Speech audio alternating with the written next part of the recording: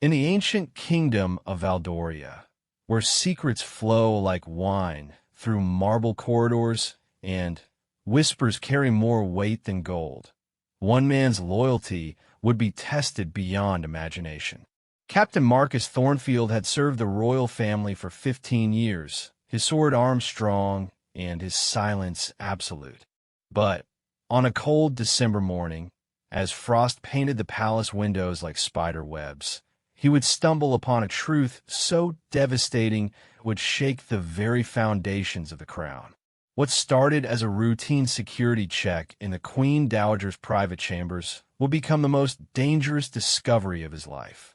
Hidden behind false walls and buried beneath years of carefully constructed lies, Marcus would uncover evidence that the beloved late Queen Isabel had been living a double life, one that connected her to the kingdom's most feared enemies and threatened to destroy everything the royal family had built. As flames danced in the marble fireplace, consuming what appeared to be innocent correspondence, Marcus realized he was witnessing the destruction of evidence that could topple a dynasty. But the woman feeding those letters to the fire wasn't just anyone. She was Queen Consort Elena, the late Queen's daughter-in-law, and her actions would force Marcus to choose between his oath of loyalty and his duty to the kingdom. The truth, once revealed, would prove that sometimes the greatest threats to a throne come not from outside enemies, but from within the very walls meant to protect it. And, as Marcus would soon learn, some secrets are worth killing for, and some discoveries are worth dying to protect. The morning mist clung to the towers of Valdoria Palace like ghostly fingers, reluctant to release their grip on the ancient stone. Captain Marcus Thornfield adjusted his ceremonial sword as he made his way through the east wing, his boots echoing softly against the polished marble floors. 15 years of service had taught him to move with purpose while remaining nearly invisible, a skill that had served him well in his position as head of the Royal Guard. The palace was quieter than usual this December morning. Most of the staff were preparing for the upcoming memorial service, marking the first anniversary of Queen Isabel's death. The beloved monarch had passed suddenly, the previous winter, leaving behind a grief-stricken kingdom and a son who had struggled to fill her considerable shoes. King Aldrich had aged a decade in the months following his mother's death, and the weight of the crown seemed to press heavier on his brow with each passing day. Marcus paused at the entrance to the Queen Dowager's chambers, a suite of rooms that had remained largely untouched since Queen Isabel's passing. The king had ordered them sealed initially, unable to bear the thought of disturbing his mother's private sanctuary. Only recently had he granted permission for a thorough security inspection before the memorial service, when dignitaries from neighboring kingdoms would fill the palace halls. The heavy oak doors creaked as Marcus pushed them open, revealing rooms frozen in time. Dust motes danced in the pale sunlight, streaming through tall windows draped in royal blue silk. Queen Isabel's personal effects remained exactly as she had left them. Books open on reading tables, jewelry scattered across an ornate vanity, and portraits of the royal family arranged with loving care throughout the sitting room. As Marcus began his methodical inspection, checking window latches and examining potential security vulnerabilities, he couldn't help but feel the presence of the late queen in every corner. She had been more than a monarch to him. She had been the one who had elevated him from a simple palace guard to the head of royal security. Her faith in his abilities had changed his life, and her sudden death had left a void that no amount of duty could fill. The inspection proceeded without incident until Marcus reached the Queen's private study. The room was smaller than the others, lined floor to ceiling with leather-bound volumes, and decorated with artifacts from the kingdom's history. As he tested the security of a bookshelf near the window, his hand brushed against what felt like a loose section of paneling behind the books. Curiosity overcoming protocol, Marcus carefully moved several volumes aside and discovered that a portion of the wall panel could be slid away, revealing a narrow space behind. His pulse quickened as he realized he had found a hidden compartment, something that should have been discovered and documented long ago during the initial security sweeps following the Queen's death. Inside the hidden space, Marcus found a small collection of items that made his blood run cold. There were letters written in a feminine hand, sealed with wax that bore unfamiliar markings.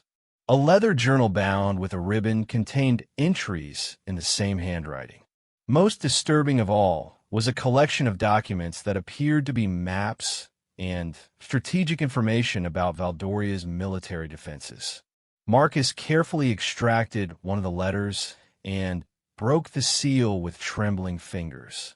As he read, his world shifted beneath his feet. The letter was addressed to someone identified only as the Shadow, and it contained detailed information about royal family movements, guard rotations, and vulnerabilities in the palace's security systems. The handwriting was unmistakably Queen Isabel's. Before he could fully process what he was reading, the sound of footsteps in the outer chamber caused Marcus to freeze. Someone was entering the Queen Dowager's quarters, someone who shouldn't be there. Marcus quickly replaced the letter in the hidden compartment and slid the panel back into place, his mind racing with the implications of what he had discovered. Queen Consort Elena appeared in the doorway of the study, her usually perfect composure showing signs of strain. Her dark hair was pulled back severely, and her elegant gown seemed too formal for a casual visit to her dead mother-in-law's chambers. In her hands, she carried what appeared to be a bundle of papers. "Captain Thornfield," she said, her voice carefully controlled but with an edge that Marcus had never heard before.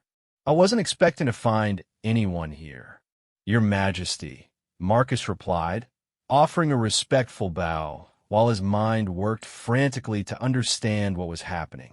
"The king ordered a security inspection before the memorial service. I was just completing my assessment of these rooms." Elena's eyes darted to the bookshelf where Marcus had been standing, and for a moment, something flickered across her face. Was it fear? Relief?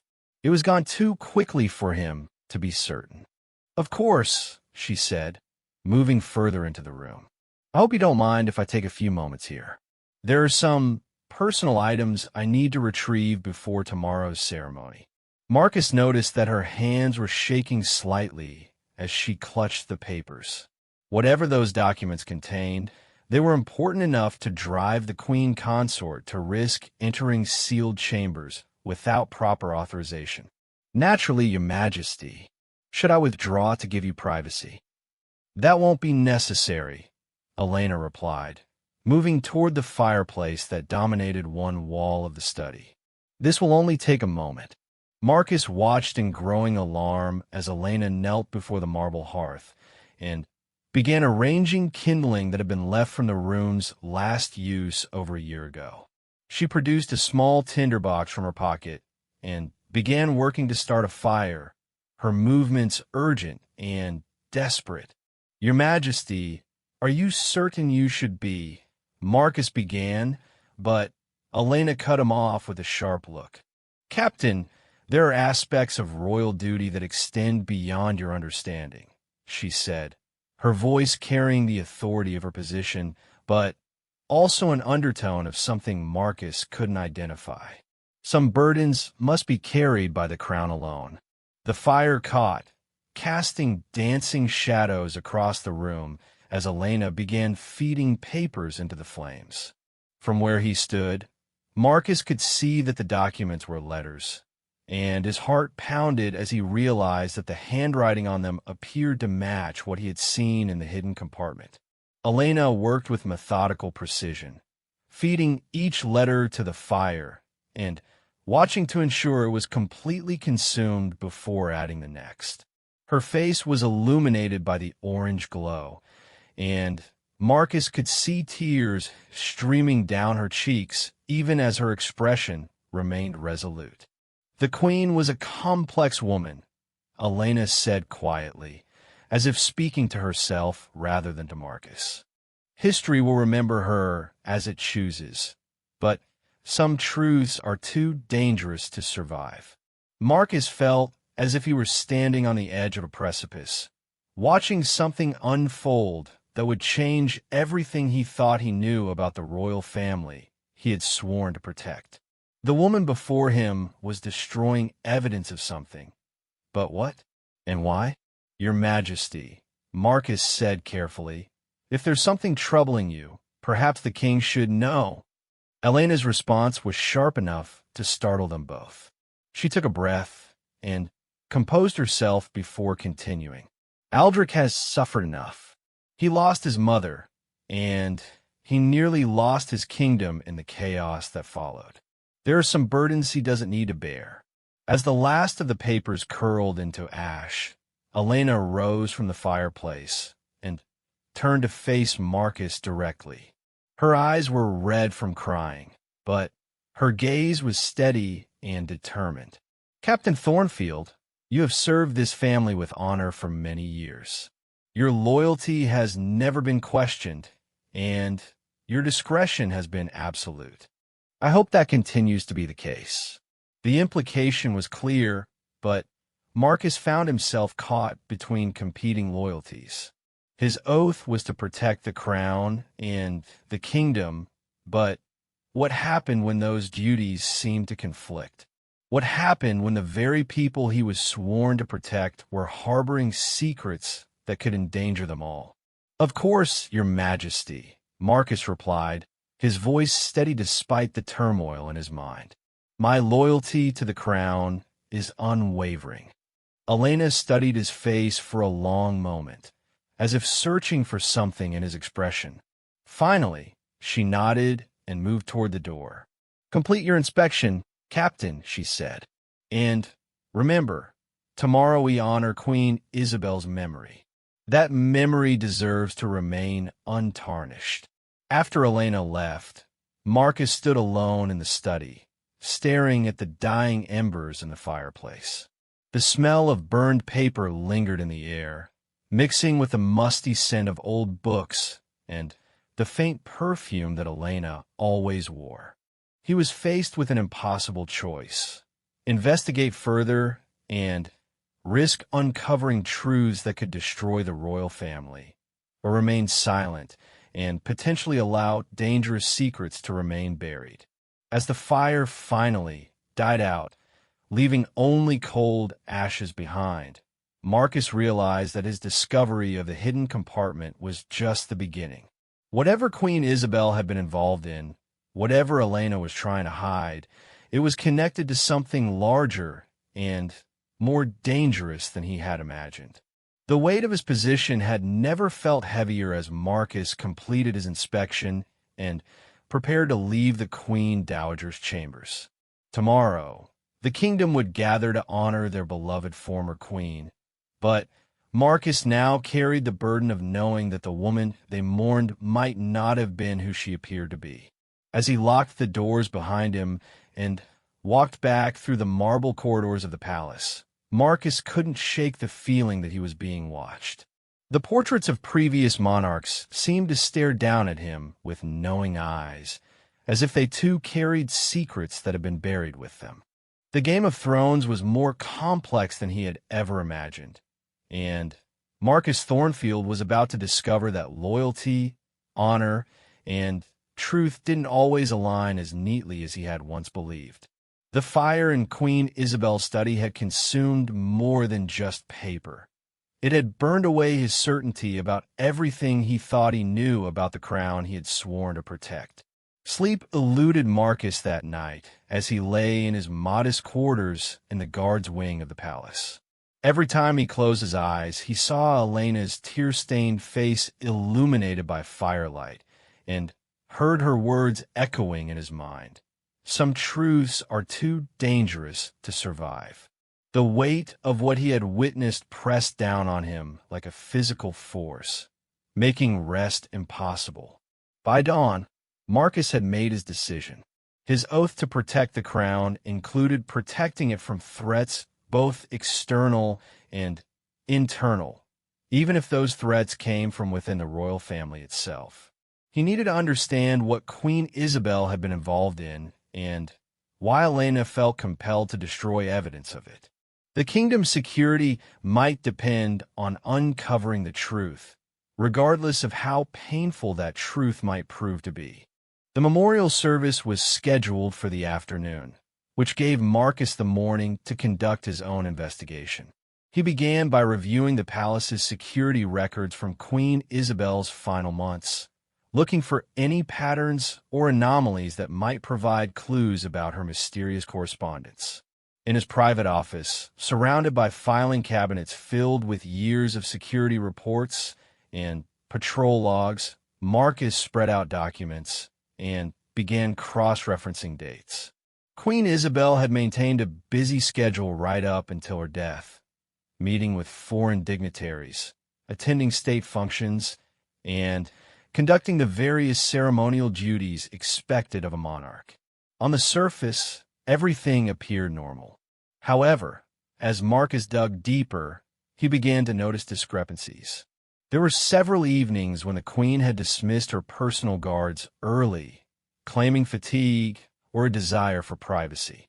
The logs showed that during these times, she had remained in her chambers, but Marcus now wondered if she might have been using those opportunities to engage in activities she preferred to keep hidden. A soft knock at his office door interrupted his research. Sergeant William Hayes, his most trusted subordinate, entered with a concerned expression. "Captain, there's something you need to see," Hayes said, closing the door behind him. "I've been reviewing the overnight security footage as you requested, and there's an irregularity from last night." Marcus looked up from his papers, his pulse quickening. "What kind of irregularity?" Hayes handed him a printed frame from the security footage. "This shows Queen Consort Elena leaving the Queen Dowager's chambers at 11:47 p.m. last night. But, according to our logs, she had already visited those rooms earlier in the day when you encountered her there." The implications hit Marcus immediately. Elena had returned to the sealed chambers under cover of darkness, presumably to retrieve or destroy additional evidence.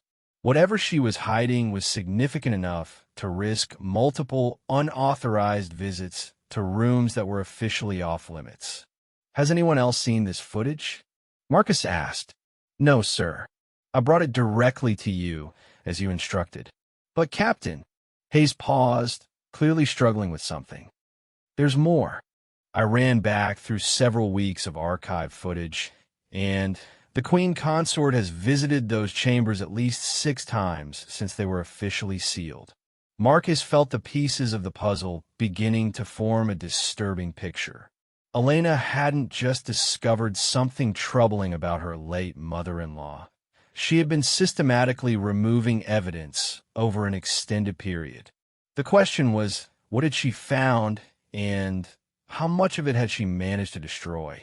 "Sergeant, I need you to maintain absolute discretion about this information," Marcus said. "And I want you to quietly assign additional surveillance to the Queen Dowager's chambers. If anyone else attempts to enter them, I want to know immediately." "Understood, sir. But may I ask what this is about?" Marcus hesitated. Hayes had been with the Guard for 8 years and had proven his loyalty repeatedly, but the fewer people who knew about this situation, the better. "There may be security concerns related to today's memorial service. I can't say more than that right now, but I need you to trust me on this." Hayes nodded, though Marcus could see the questions in his eyes. After the sergeant left, Marcus returned to his investigation with renewed urgency. If Elena had been systematically removing evidence from the Queen Dowager's chambers, there might be other locations where Queen Isabel had hidden materials related to her mysterious activities. Marcus decided to approach the problem from a different angle. Instead of focusing on what Queen Isabel had hidden, He began researching what might have motivated her to engage in secretive correspondence in the first place. The kingdom of Valdoria had been relatively peaceful during her reign, but there had been ongoing tensions with several neighboring nations, particularly the northern kingdom of Arcturus. Arcturus had been pressing territorial claims along Valdoria's border for years, and there had been rumors of spy networks operating within both kingdoms. Could Queen Isabel have been involved in intelligence gathering? Or, more troubling, could she have been compromised by foreign agents? As Marcus delved into diplomatic records and intelligence reports, he began to piece together a timeline that made his stomach clench with dread. Several of the dates, when Queen Isabel had dismissed her guards, early corresponded with known movements of Arcturon diplomatic missions. There had also been a series of coincidental security lapses during that period, minor incidents that had allowed unauthorized individuals to access restricted areas of the palace. The more Marcus investigated, the more convinced he became that Queen Isabel had indeed been involved in some form of covert activity. Whether she had been working as an agent for Valdoria's intelligence services or had been compromised by enemy operatives remained unclear, but the pattern of secrecy and deception was undeniable. Around midday, as palace staff began preparing for the memorial service, Marcus made a decision that would irrevocably alter his relationship with the royal family. He needed to return to the Queen Dowager's chambers one more time to examine the hidden compartment he had discovered. If there were additional materials there, he had to secure them before they could be destroyed. Using his master key, Marcus entered the sealed chambers and made his way quickly to the study. The smell of burned paper still lingered faintly in the air, a reminder of Elena's desperate actions the day before. He moved to the bookshelf and carefully revealed the hidden compartment once again. To his relief, the materials he had discovered were still there, apparently overlooked in Elena's haste to destroy the more obvious evidence. Marcus carefully removed everything from the compartment: the remaining letters, the leather journal, and the documents containing military information. He needed to examine these materials thoroughly, but not here where he might be discovered. As he prepared to leave with his findings, Marcus heard footsteps approaching the chamber doors. His heart raced as he realized someone was coming, someone who clearly had access to the sealed rooms. He quickly concealed the materials under his jacket and positioned himself near the window as if conducting a routine security check. King Aldrich entered the study, his face drawn with grief and exhaustion. He looked older than his 43 years, his once golden hair now showing streaks of premature gray, and his blue eyes shadowed with the weight of crown and loss. He moved slowly through the room, touching objects that had belonged to his mother, as if drawing comfort from their presence. "Captain Thornfield," the king said, noticing Marcus for the first time. "I didn't expect to find anyone here." "Your Majesty," Marcus replied, bowing respectfully while acutely aware of the stolen documents pressed against his chest. "I was conducting a final security sweep before this afternoon's service." Aldrich nodded absently, his attention focused on a portrait of Queen Isabel that hung above the mantelpiece. "She was everything a queen should be," he said softly. "Strong, wise, devoted to the kingdom above all else. I only hope I can live up to her example." The words cut through Marcus like a blade. Here was a son mourning his mother, preparing to honor her memory before the entire kingdom, while Marcus carried evidence that could destroy everything Aldrich believed about the woman who had shaped his life. The moral complexity of the situation threatened to overwhelm him. "She was indeed a remarkable woman, Your Majesty," Marcus managed to say, his voice steady despite his inner turmoil. "The kingdom loved her," Aldrich continued, still staring at the portrait. "Even our enemies respected her strength and wisdom. She built alliances that have kept us safe for decades, and her diplomatic skills were unmatched. I sometimes wonder how different things might be if she were still here to guide us. Marcus felt the weight of irony in the king's words. If Queen Isabel had indeed been engaged in treasonous activities, then her diplomatic skills might have been employed in ways that Aldrich could never imagine.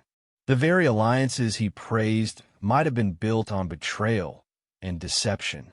Your mother's legacy is secure, Your Majesty, Marcus said carefully. Her contributions to the kingdom will be remembered for generations. Aldrich turned away from the portrait and faced Marcus directly. Captain, you knew my mother well. You were one of the few people she trusted completely.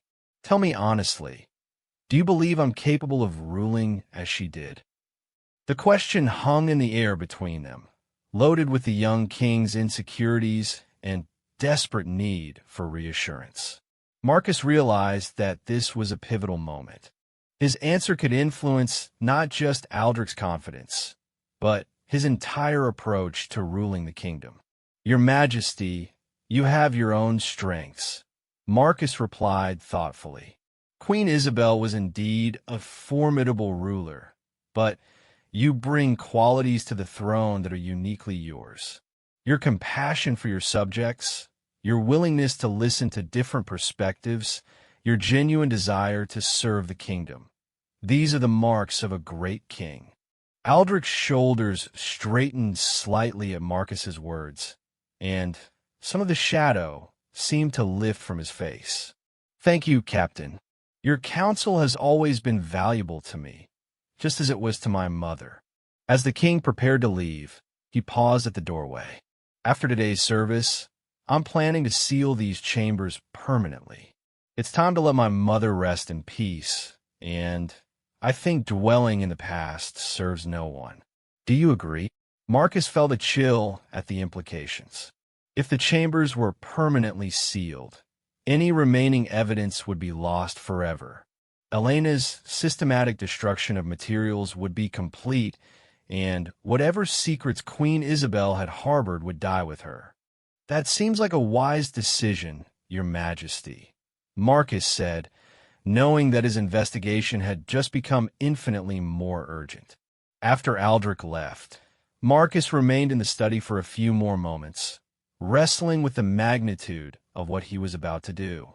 By removing the documents from the hidden compartment, he was crossing a line from which there might be no return. He would be actively investigating his former queen, potentially exposing secrets that could destabilize the kingdom and destroy the current king's faith in everything he held dear. But as Marcus looked around the room where Elena had burned evidence just hours before, he knew he had no choice. His loyalty was to the crown and the kingdom, not to the comfort of individuals, even if those individuals were the royal family themselves. If Queen Isabel had been compromised by foreign agents, if there were ongoing security threats that Elena was trying to hide, then those dangers needed to be exposed and addressed. The memorial service was beginning in just a few hours, and Marcus would be expected to maintain his ceremonial duties while foreign dignitaries filled the palace. But even as he prepared to honor Queen Isabel's memory publicly, he would be carrying evidence that might prove she was not the woman the kingdom believed her to be. As Marcus finally left the Queen Dowager's chambers, securing the doors behind him for what might be the last time, he reflected on the cruel irony of the situation. In his efforts to protect the crown, he might be forced to destroy the very foundations upon which the current king's reign was built. The truth had a way of demanding its due, regardless of the cost. The palace bells began to toll, calling the kingdom to remember their beloved queen. But Marcus knew that by the time those bells fell silent, he might be the only person in Valdoria who truly understood what they were mourning and what they were trying to forget. The memorial service unfolded with all the pageantry and solemnity befitting a beloved monarch's remembrance. The great cathedral of Valdoria was filled to capacity with nobles, foreign dignitaries, and common citizens who had loved Queen Isabel. Sunlight streamed through stained glass windows, casting rainbow patterns across the assembled mourners as the royal choir's voices rose in haunting harmonies. Marcus stood at his assigned position near the altar, resplendent in his ceremonial uniform, his face a mask of professional composure. To any observer, he appeared to be the picture of a loyal captain of guards, vigilant and dedicated to protecting the royal family during this emotional ceremony. None could guess that beneath his pristine jacket, hidden in a specially concealed pocket, lay documents that could shatter the very foundation of the monarchy they were gathered to honor. King Aldrich delivered a moving eulogy, his voice strong despite the tears that occasionally threatened to overwhelm him. He spoke of his mother's wisdom, her dedication to the kingdom, and her unwavering commitment to peace and prosperity for all Valdorians. The assembled crowd listened in reverent silence, many wiping away their own tears as memories of the beloved queen filled their hearts. "She was our North Star," Aldrich proclaimed, his voice carrying across the vast cathedral. "In times of uncertainty, we could always look to her for guidance. Her legacy of strength, compassion, and integrity will light our way forward for generations to come." Marcus felt each word like a physical blow. If his suspicions proved correct, that legacy was built on lies and deception. The weight of the hidden documents seemed to grow heavier with every praise sung for Queen Isabel's character. When the service concluded and the royal procession made its way back to the palace, Marcus found himself walking behind Queen Consort Elena. She moved with regal grace, her black mourning dress flowing elegantly as she acknowledged the respectful bows of palace staff.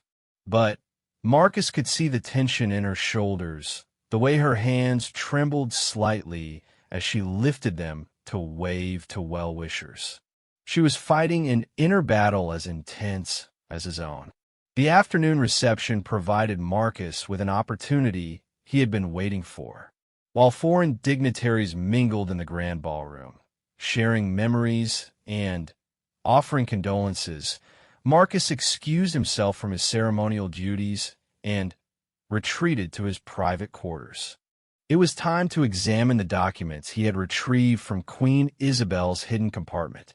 In the privacy of his room, Marcus spread the materials across his desk under the light of an oil lamp. His hands shook slightly as he opened the leather journal, uncertain of what revelations awaited him within its pages. The journal entries began approximately 2 years before Queen Isabel's death and were written in her distinctive handwriting. The early entries seemed innocuous enough. Personal reflections on state matters, concerns about growing tensions with neighboring kingdoms, and observations about various court officials. But as Marcus read deeper into the journal, the entries took on a more ominous tone. "I fear we are not seeing the complete picture regarding Arcturus," one entry read. "Their diplomatic overtures seem too generous, too accommodating. There must be an ulterior motive that our intelligence services have failed to detect. I must find a way to gather information independently." Marcus felt a chill as he realized what he was reading. Queen Isabel hadn't been compromised by foreign agents. She had been conducting her own intelligence operations. But what had started as patriotic concern for her kingdom's security had apparently evolved into something far more complex and dangerous. Further entries revealed that Queen Isabel had made contact with individuals she described only by code names: the Shadow, Nightingale, and Serpent's Eye. These contacts appeared to be providing her with information about Arcturon military movements, political intrigues, and strategic plans. In exchange, Queen Isabel was sharing intelligence about Valdoria's defensive capabilities and diplomatic strategies. The most damning entry was dated just 3 months before her death. The information I've gathered confirms my worst fears. Arcturus is planning a coordinated attack on our northern borders, but they're also working to undermine us from within. I have identified several highly placed individuals in our own court who are feeding information to enemy agents. The situation is more dire than anyone realizes, and I cannot trust our official channels with this intelligence. Marcus's blood ran cold as he read the names that followed. Queen Isabel had suspected several prominent nobles of treason, including Lord Chancellor Garrett, Admiral Wesley, and, most shocking of all, Sir Thomas Blackwood, the king's closest advisor and childhood friend. But the journal's most devastating revelation came in one of the final entries. I have discovered that my own daughter-in-law may be compromised. Elena's private correspondence includes communications with known Arcturon agents. She believes she is working to protect Aldrich and the kingdom, but she is being manipulated. The web of deception runs deeper than I ever imagined, and I fear for my son's safety. Marcus sat back in his chair, overwhelmed by the implications of what he had read. Queen Isabel hadn't been a traitor. She had been desperately trying to protect her kingdom from a complex conspiracy that included members of her own family. Her secretive behavior had been motivated by patriotism, not treason. The remaining documents in the hidden compartment supported the journal's revelations. There were copies of intercepted communications between Arcturon agents and their contacts within Valdoria, maps showing planned invasion routes and strategic targets. Most chilling of all was a detailed plan for a palace coup that would eliminate the royal family and install a puppet government favorable to Arcturus. According to these documents, the conspiracy was scheduled to unfold over the course of several years, with Queen Isabel's death being just the first step. Her passing had been attributed to natural causes, a sudden heart failure brought on by stress and age. But now Marcus wondered if her death had been anything but natural. A soft knock at his door interrupted Marcus's investigation. He quickly concealed the documents as Sergeant Hayes entered with an urgent expression. "Captain, forgive the interruption, but there's been a development. Queen Consort Elena has requested a private meeting with you in her chambers. She says it's a matter of utmost importance." Marcus felt his pulse quicken. Elena's request could mean several things, none of them good. Either she had discovered that he had taken documents from the hidden compartment, or she had decided to reveal something about the conspiracy her mother-in-law had uncovered. "Did she say what this concerns?" Marcus asked. "No, sir, but she seemed quite distressed. She specifically requested that you come alone and that no record be made of the meeting." Marcus nodded, his mind racing with possibilities. This could be the confrontation he had been dreading, or it might be an opportunity to learn more about the conspiracy that threatened the kingdom. Either way, he had no choice but to respond to the Queen Consort's summons. Elena's private chambers were located in the west wing of the palace, a luxurious suite that reflected her refined taste and royal status. When Marcus arrived, he found her waiting in her sitting room, still dressed in her black mourning attire, but with her usual composure completely shattered. Her face was pale, her eyes red from crying, and her hands trembled as she gestured for him to take a seat across from her. "Captain Thornfield, thank you for coming so quickly," Elena began, her voice barely above a whisper. "I know my request was unusual, but I find myself in an impossible situation, and I believe you may be the only person who can help me." "I am at your service, Your Majesty," Marcus replied carefully, studying her face for any sign of deception or manipulation. Elena took a shaky breath before continuing. Yesterday, when you found me in Queen Isabel's chambers, I was destroying evidence of something terrible. Something that could destroy the royal family and plunge the kingdom into chaos. But I realize now that my actions may have made the situation worse rather than better. Marcus remained silent, waiting for her to continue while his hand instinctively moved closer to the concealed documents that proved the complexity of her situation. Captain, I need to know, do you believe in my loyalty to this kingdom? To King Aldrich? The question caught Marcus off guard. Based on what he had read in Queen Isabel's journal, Elena's loyalty was precisely what was in question. But looking at her now, seeing the genuine anguish in her eyes, he found himself wondering if she might be another victim of the conspiracy rather than a willing participant. Your Majesty, your dedication to the king and the kingdom has never been questioned, Marcus said diplomatically. Elena laughed bitterly. Hasn't it? Captain, I know that Queen Isabel suspected me of treason. I found her journal entries about my supposed communications with enemy agents. What she didn't understand was that those communications were part of an operation I was conducting on behalf of Aldoria's security. Marcus felt as if the ground was shifting beneath him. I'm not certain I understand, Your Majesty. 2 years ago, I was approached by individuals claiming to represent Arcturon interests. They offered me substantial compensation in exchange for information about royal family activities and palace security. Instead of reporting this approach to our intelligence services, I made a decision that I now deeply regret. I decided to play along and gather information about their operations. Elena rose from her chair and began pacing the room, her agitation growing as she continued her explanation. I thought I could learn about their spy network and feed them false information while protecting the royal family. But the situation spiraled out of control. The deeper I went, the more I realized how extensive their infiltration of our court really was. Who else knows about this operation? Marcus asked. No one. That was my fatal mistake.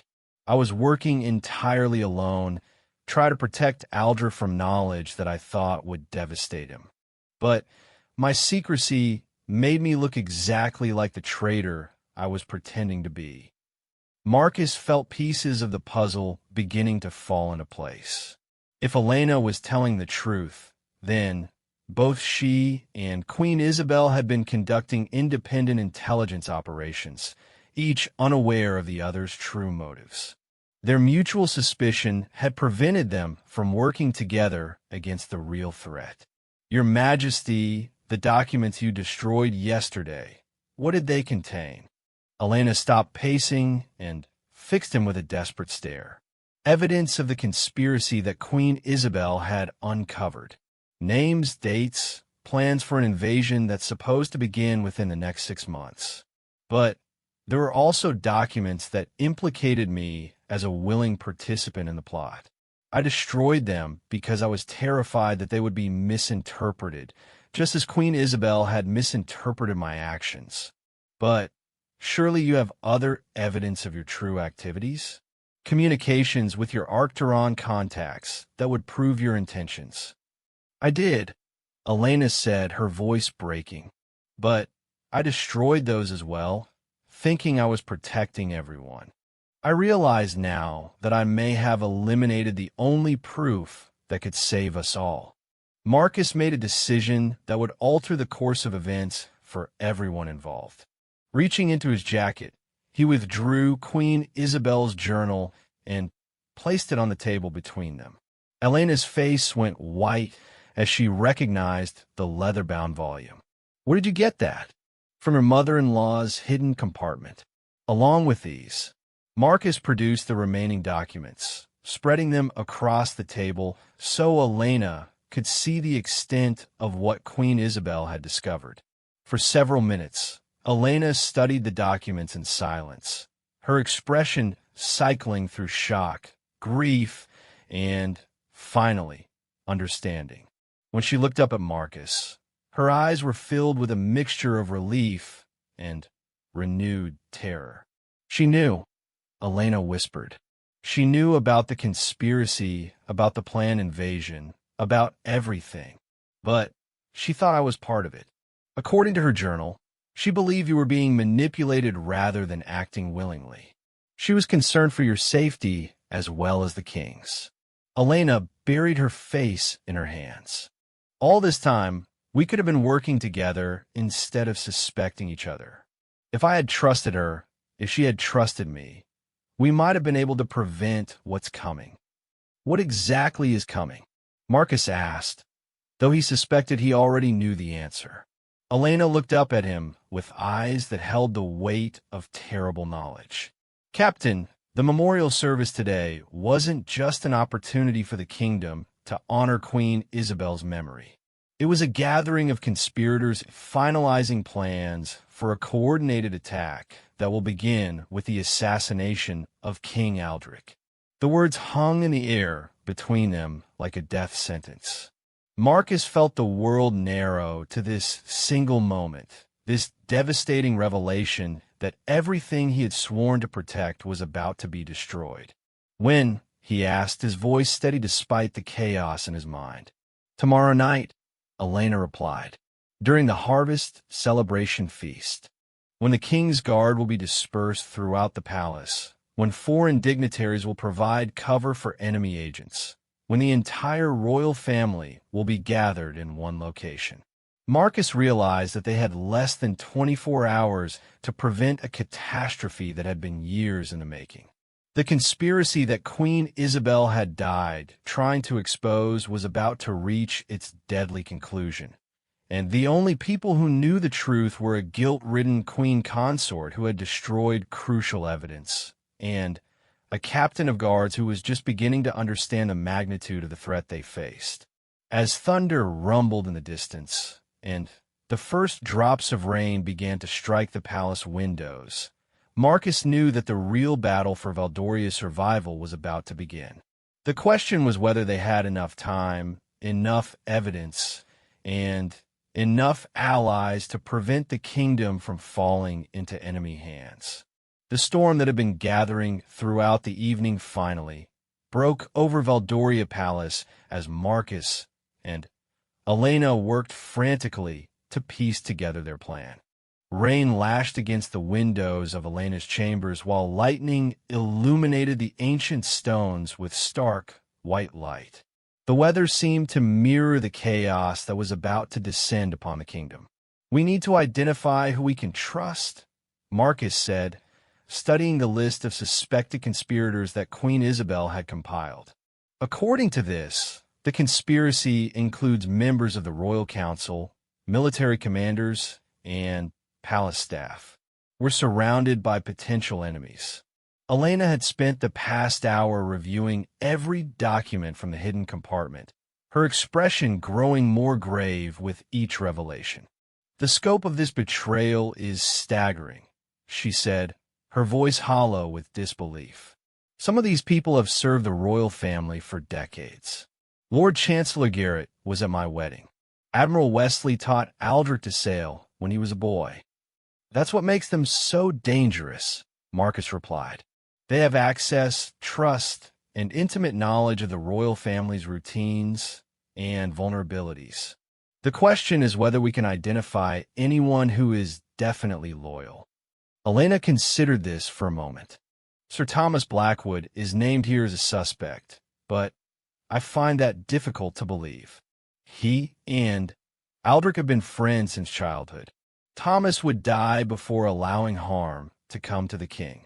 Queen Isabel seemed convinced of his involvement. Marcus countered, though he too found it hard to believe that the man who had served as the king's closest advisor could be a traitor. Perhaps she was wrong about Thomas, just as she was wrong about my true motives, Elena suggested. If we're going to save Aldrich, we need allies, and Thomas might be our best option. Marcus weighed the risks. Trusting the wrong person could doom their efforts before they began, but attempting to prevent an assassination with just the two of them was likely impossible. They needed help, and Sir Thomas Blackwood was indeed one of the few people who could provide it. "There's something else," Elena continued, pulling out a document that Marcus hadn't examined closely before. "This appears to be a floor plan of the palace with specific locations marked. Look at these red X marks. They correspond to guard positions that will be eliminated during the initial phase of the attack." Marcus studied the plan with growing alarm. The conspirators had detailed knowledge of security protocols and guard rotations. They knew exactly when and where the palace would be most vulnerable. This level of planning suggests they've been preparing for years. They know our defenses better than we do ourselves. According to this timeline, Elena said, pointing to another document, "The attack begins at precisely 9 o'clock tomorrow evening, during the toast that traditionally opens the harvest feast. The king will be standing on the dais, clearly visible to the entire Great Hall. That's when they plan to strike." The specificity of the plan was chilling. This wasn't going to be a chaotic assault. It was a precisely orchestrated operation designed to eliminate the royal family and install a new government before anyone could mount effective resistance. "We need to get word to the king," Marcus said, but Elena shook her head. "We can't. Not yet. Think about what we're asking him to believe.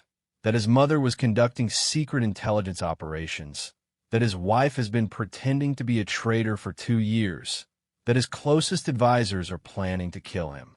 He'll think we've lost our minds." Marcus knew she was right. King Aldrich was a good man, but he was also trusting to a fault. The idea that people he considered family could be plotting against him would seem impossible to accept. "Besides," Elena continued, "if we're wrong about Sir Thomas, or if there are other conspirators we haven't identified, warning the king could trigger the attack early. We need more evidence, and we need a way to neutralize the threat without alerting the conspirators. What do you suggest?" Elena moved to her writing desk and began sketching out what appeared to be a counterplan. "We use their own strategy against them. They're counting on surprise and coordination. If we can disrupt either of those elements, we might be able to prevent the assassination and expose the conspiracy." She showed Marcus a rough diagram. "The feast tomorrow night will follow a predictable schedule. We know when the attack is supposed to begin, and we know the general plan they intend to follow. If we can position loyal guards in key locations and coordinate our own surprise counterattack, we might be able to turn the tables." Marcus studied her plan, impressed by the strategic thinking it revealed. "This could work, but we'll need to identify the conspirators among the guard force. We can't risk having our own people working against us." "That's where you come in, Captain. You know your men better than anyone. Who among them would you stake your life on?" Marcus considered the question carefully. His guard force included over 50 men, but he could think of only a handful whom he would trust completely in a situation like this. Sergeant Hayes, definitely. Corporals Morrison and Blake. Perhaps 6 or 7 others. 10 men against a conspiracy that includes members of the Royal Council and military command? Those aren't promising odds. "We don't need to defeat the entire conspiracy," Marcus pointed out. "We just need to protect the king long enough to expose what's happening. Once the truth is revealed, the majority of the palace guard and military will rally to defend the crown." Elena nodded, but Marcus could see the doubt in her eyes. They both knew they were attempting something that bordered on the impossible. A soft knock at the chamber door caused both of them to freeze. Elena quickly gathered the documents while Marcus moved to a position where he could defend against an attack if necessary. "Your Majesty?" came a familiar voice from the corridor. "Sir Thomas requests an audience. He says it's urgent. Elena and Marcus exchanged glances. The arrival of Sir Thomas Blackwood at this moment could be either a stroke of fortune or a deadly trap. There was no way to know which without taking a risk. "Show him in," Elena called, her voice carefully controlled. Sir Thomas entered the chamber with his characteristic brisk efficiency, but Marcus could see immediately that something was troubling the king's advisor. Thomas was typically immaculate in his appearance, but tonight his hair was disheveled, and his usually perfect attire showed signs of haste. "Your Majesty, Captain Thornfield," Thomas said, offering perfunctory bows before continuing. "I apologize for the intrusion, but I've discovered something that requires immediate attention." Marcus tensed, his hand moving instinctively toward his sword. If Thomas was here to eliminate potential threats to the conspiracy, this could be their final moments. "What is it, Sir Thomas?" Elena asked, her voice revealing nothing of the tension she must be feeling. Thomas looked around the room as if checking for eavesdroppers before speaking. "I've been conducting my own investigation into certain irregularities I've noticed in recent months. Communications that don't follow normal protocols, meetings that aren't recorded in official schedules, financial transactions that seem questionable." Marcus felt a spark of hope. If Thomas was investigating suspicious activities rather than participating in them, he might indeed be an ally. "What have you discovered?" Elena asked. Thomas reached into his jacket and withdrew a collection of papers. "Evidence that several members of the Royal Council are engaged in treasonous activities. I believe there's a plot to assassinate the king during tomorrow night's feast." The relief Marcus felt was almost overwhelming. Sir Thomas wasn't a conspirator. He was another person trying to protect the king. Queen Isabel's suspicions had been wrong, just as Elena had suggested. "Sir Thomas," Elena said carefully, "what you're telling us aligns with information we've discovered as well. Perhaps it's time we shared what we know." Over the next hour, the three of them compared their findings and began to see the full scope of the conspiracy. Thomas had identified several additional conspirators that Queen Isabel hadn't suspected, including members of the kitchen staff who were planning to poison the feast wine and stable hands who were prepared to sabotage the king's escape routes. "The level of infiltration is worse than we imagined," Thomas said grimly. "They have people positioned at every level of palace operations. If we're going to stop this, we need to act quickly and decisively." "What about the king?" Marcus asked. "Shouldn't we warn him now that we know you're not involved in the conspiracy?" Thomas shook his head. "Aldrich would insist on confronting the traitors directly, which would give them the opportunity to accelerate their timeline or scatter. We need to catch them in the act so that there can be no question of their guilt." The three of them spent the remainder of the night developing a detailed plan to counter the assassination attempt. They would position trusted guards at strategic locations throughout the palace, coordinate with loyal kitchen staff to ensure the food and wine weren't poisoned, and arrange for backup communications in case the main systems were compromised. Most crucially, they decided that King Aldrich would wear concealed armor during the feast and that a trusted guard would be positioned to intercept any direct attack on the royal dais.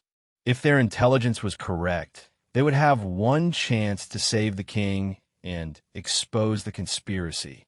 As dawn broke over the palace, casting pale light through the rain-washed windows, Marcus felt the weight of the coming day settling on his shoulders. In less than 15 hours, they would learn whether their preparations were sufficient to prevent a catastrophe that had been years in the making. "There's one more thing we need to consider," Elena said as they finalized their plans. "What if we're successful in preventing the assassination? The conspirators will try to escape or destroy evidence. We need to be prepared to capture them and secure proof of their activities." Thomas nodded grimly. I've already arranged for trusted men to be positioned near the exits and communication points. Once the attack begins and fails, we'll move to apprehend the ringleaders. Marcus looked at the two people who had become his partners in this desperate gamble.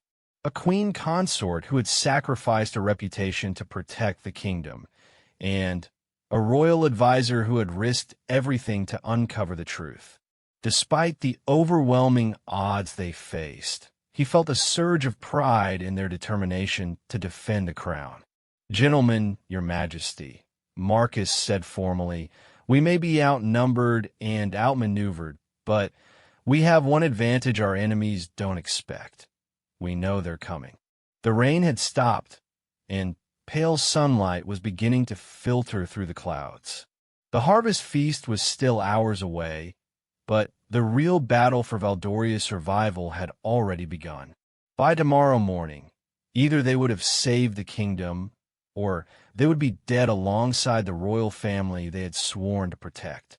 As they prepared to separate and begin their final preparations, Elena placed a hand on Marcus's arm. "Captain, whatever happens tonight, I want you to know that Queen Isabel would be proud of what you're doing. She died trying to protect this kingdom, and you're carrying on her mission." Marcus nodded, feeling the weight of that legacy settling around him like a mantle. Queen Isabel's secrets had nearly torn the kingdom apart, but they might also be the key to saving it. The truth, as painful as it had been to uncover, was about to become their most powerful weapon against the forces that sought to destroy everything they held dear. The great hall of Valdoria Palace had been transformed for the harvest celebration, its soaring ceilings draped with banners in the royal colors, and tables laden with the finest offerings from the kingdom's farms and vineyards. Hundreds of candles cast dancing shadows across the assembled guests, creating an atmosphere of warmth and festivity that belied the deadly tension crackling beneath the surface. Marcus stood at his designated position near the royal dais, resplendent in his ceremonial uniform, but acutely aware of the concealed weapons and communication devices hidden beneath the ornate fabric. Around the hall, he could identify the positions of his trusted men. Sergeant Hayes near the main entrance, Corporals Morrison and Blake stationed at strategic points among the crowd, and several others positioned to respond to whatever chaos was about to unfold. King Aldrich appeared relaxed and jovial as he mingled with his guests, unaware that beneath his elegant royal robes he wore a shirt of carefully crafted chainmail that Sir Thomas had insisted upon. The king had questioned the necessity, but had ultimately agreed to the precaution when told it was a new security protocol for large gatherings. Queen Consort Elena moved through the crowd with practiced grace, accepting condolences for Queen Isabel's passing and sharing warm words with foreign dignitaries. To any observer, she appeared to be the perfect royal hostess, but Marcus could see the steel in her eyes as she subtly monitored the positions of suspected conspirators throughout the hall. Sir Thomas Blackwood maintained his usual position as the king's primary advisor, but Marcus noticed how his eyes constantly swept the room, cataloging faces and watching for signs that the conspiracy was beginning to unfold. The weight of their shared knowledge created an invisible bond between the three of them, a silent understanding that the next few hours would determine the fate of the kingdom. As the evening progressed, Marcus began to identify the conspirators among the guests. Lord Chancellor Garrett engaged in seemingly innocent conversations while positioning himself with a clear view of the royal dais. Admiral Wesley had stationed himself near the wine service, ostensibly sampling the vintage, but actually monitoring the timing of events. Several lesser nobles and palace officials had distributed themselves throughout the hall in patterns that would provide optimal coverage for a coordinated attack. The moment Marcus had been dreading finally arrived. As the great clock in the palace tower began to chime 9 o'clock, King Aldrich moved to the dais to offer the traditional toast that would open the formal portion of the feast. The assembled guests turned toward their monarch with respectful attention, wine goblets raised in anticipation. "My friends," King Aldrich began, his voice carrying clearly across the hushed hall, "we gather tonight to celebrate the bounty of our land and the strength of our kingdom. As we honor the memory of my beloved mother, Queen Isabel, let us also look forward to a future filled with prosperity and peace." Marcus felt his pulse quicken as he scanned the crowd for signs of movement. According to their intelligence, the attack would begin during the toast, when the king would be most visible and vulnerable. His hand moved instinctively toward his sword as he prepared for violence. The first sign of trouble came not from the expected direction, but from a completely unexpected source. As King Aldrich raised his goblet to complete the toast, a young woman Marcus didn't recognize suddenly broke from the crowd and ran toward the dais, shouting words he couldn't quite understand. Instantly, the hall erupted into chaos. Palace guards moved to intercept the woman, but their movement triggered a cascade of other actions throughout the room. Marcus saw Admiral Wesley's hand move towards something concealed beneath his jacket, while Lord Chancellor Garrett stepped closer to the dais with what appeared to be aggressive intent. But instead of the coordinated assassination attempt they had expected, what unfolded was a confused melee of competing actions and reactions. The young woman reached the base of the dais before being tackled by guards, but as she fell, Marcus heard her words clearly for the first time. "Your Majesty, they're trying to poison you." The warning sent a chill through Marcus as he realized they had miscalculated. The primary attack wasn't going to be a direct assault on the king. It was the poison wine that everyone in the hall was about to drink in response to the royal toast. Moving with desperate speed, Marcus leaped onto the dais and knocked the goblet from King Aldrich's hand just as the monarch was bringing it to his lips. The precious wine spilled across the platform, staining the royal carpets with what might have been the king's death. "Poison!" Marcus shouted, his voice cutting through the confusion. "The wine is poison." The hall exploded into pandemonium as guests dropped their goblets and backed away from the wine service. In the chaos, Marcus saw the true scope of the conspiracy beginning to reveal itself. Several nobles who had been positioning themselves for attack now moved with obvious hostile intent, no longer concerned with maintaining their covers. Admiral Wesley drew a concealed dagger and charged toward the dais, but Sergeant Hayes intercepted him with a tackle that sent both men crashing into a table laden with food. Lord Chancellor Garrett produced a crossbow from beneath his robes and aimed it at King Aldrich, but Corporal Morrison's thrown knife struck his wrist before he could fire, sending the bolt harmlessly into the ceiling. Sir Thomas had moved to shield the king with his own body, while drawing his sword to defend against any attackers who might break through the perimeter that Marcus's men were establishing. Queen Consort Elena had retreated to a protected position, but was calling out warnings about additional conspirators she recognized among the crowd. The young woman who had initiated the chaos was revealed to be a kitchen maid named Sarah, who later explained that she had discovered the poison plot when she overheard two conspirators discussing their plans. Her brave decision to risk everything by warning the king had probably saved his life. As palace guards loyal to the crown began to arrest the identified conspirators, Marcus realized that their counter-operation had been both more and less successful than planned. They had prevented the king's assassination and exposed the conspiracy, but the chaotic nature of the evening's events meant that some conspirators had likely escaped in the confusion. "Captain Thornfield," King Aldrich said, his voice shaky but determined as the immediate danger passed, I think it's time you explained what exactly has been happening in my kingdom. Over the following hours, as order was slowly restored to the palace, and the arrested conspirators were secured in the dungeons, Marcus, Elena, and Sir Thomas provided the king with a complete account of their discoveries. They showed him Queen Isabel's journal, the evidence of the conspiracy, and the documents that revealed the scope of foreign infiltration in the royal court. King Aldrich's reaction was a complex mixture of grief, anger, and determination. Learning that his mother had died while conducting secret intelligence operations to protect the kingdom was painful enough.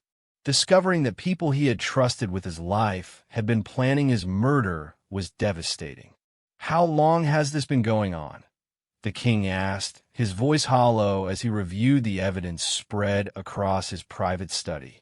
"According to the documents, at least 2 years," Sir Thomas replied. "Possibly longer."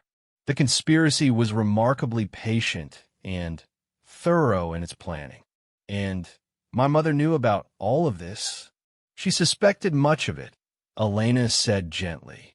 "But she was working alone, trying to protect you from knowledge she thought would destroy you. She died still fighting to save the kingdom." King Aldrich was quiet for a long moment, processing the magnitude of what he had learned. When he finally spoke, his voice carried a new strength that Marcus had never heard before. "Then, we will honor her memory by finishing what she started. Captain Thornfield, I want every person involved in this conspiracy identified and arrested. Sir Thomas, coordinate with our intelligence services to determine the full extent of foreign infiltration." "Your Majesty," he said, turning to Elena, "I owe you an apology and my gratitude. Your courage may have saved us all." The investigation that followed revealed that the conspiracy had indeed been extensive, involving not just members of the royal court, but also merchants, military officers, and even some religious leaders. The planned assassination had been just the first step in a broader plan to destabilize Valdoria and make it vulnerable to conquest by Arcturus. Many conspirators were captured and tried for treason, though some had managed to escape during the chaos of the feast. The evidence gathered from Queen Isabel's hidden compartment, combined with confessions from arrested conspirators, provided a clear picture of how foreign agents had spent years infiltrating Valdorian society. In the weeks that followed, King Aldrich emerged as a stronger and more decisive leader than he had been before the crisis. The knowledge that he had survived an assassination attempt and exposed a major conspiracy gave him confidence in his ability to rule effectively. He established new security protocols, reformed the intelligence services, and strengthened alliances with neighboring kingdoms that had also been threatened by Arcturon expansion. Marcus found himself promoted to a new position as Director of Palace Security, with expanded authority to investigate threats to the crown. His experience in uncovering the conspiracy had proven his value beyond his traditional role as head of the guard. Queen Consort Elena's reputation was fully restored once the truth about her activities became known. Her willingness to sacrifice her own standing to gather intelligence about enemy operations was recognized as an act of extraordinary courage and patriotism. The king publicly honored her contributions to the kingdom's security. Sir Thomas continued as the king's chief advisor, but with new responsibilities for counterintelligence operations. His role in preventing the assassination had strengthened his relationship with King Aldrich and established him as one of the most trusted figures in the kingdom. The young kitchen maid Sarah, whose warning had ultimately saved the king's life, was granted a position in the royal household and a pension that would ensure her security for life. Her courage in speaking out despite the danger to herself became an inspiration throughout the kingdom. As winter settled over Valdoria Palace, Marcus often found himself walking through the corridors where this extraordinary series of events had begun. The Queen Dowager's chambers remained sealed, but they were no longer a source of mystery or hidden danger. Queen Isabel's secrets had been revealed, her sacrifices recognized, and her final mission completed. The memorial plaque installed in the Great Hall bore new words that honored Queen Isabel not just as a beloved monarch, but as a woman who had died defending her kingdom against enemies both foreign and domestic. The truth about her final years had indeed been painful to uncover, but it had ultimately strengthened the kingdom rather than destroying it. Standing before that memorial, Marcus reflected on the lessons learned during those harrowing days. Loyalty, he had discovered, sometimes required questioning the very people and institutions one was sworn to protect. Honor could demand actions that appeared treasonous on the surface. And truth, no matter how painful, was always preferable to comfortable lies. The kingdom of Aldoria had survived its greatest test not because its people were perfect, but because when faced with ultimate danger, individuals had chosen to risk everything for something greater than themselves. Queen Isabel had died trying to save her kingdom. Elena had sacrificed her reputation to gather crucial intelligence. Sir Thomas had risked his position to investigate suspicious activities. A young kitchen maid had endangered her life to warn the king. And Marcus himself had learned that sometimes the greatest service a protector could provide was to protect people from threats they didn't know existed, even when those threats came from within the very institutions they trusted most. As snow began to fall outside the palace windows, covering the ancient stones with a blanket of pristine white, Marcus knew that the kingdom was stronger for having endured this trial. The conspiracy had been vast and patient, but it had ultimately failed because it had underestimated the power of loyalty, courage, and truth. The royal guard who had stumbled upon evidence of treason had become the instrument of the kingdom's salvation. Queen Isabel's hidden letters had nearly destroyed the monarchy, but they had ultimately saved it. And the shocking truth that had emerged from the ashes of a desperate cover-up had proven that sometimes the most dangerous secrets were the ones that needed most urgently to be revealed. In the end, Marcus realized the greatest victory was not just that they had prevented an assassination and exposed a conspiracy.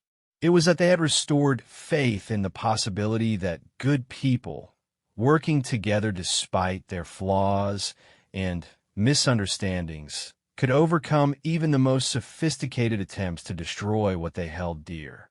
The kingdom of Aldoria would remember Queen Isabel not as a woman who had kept dangerous secrets, but as a mother and monarch who had died fighting to protect everything she loved. And that memory, Marcus knew, was worth any price they had paid to preserve it.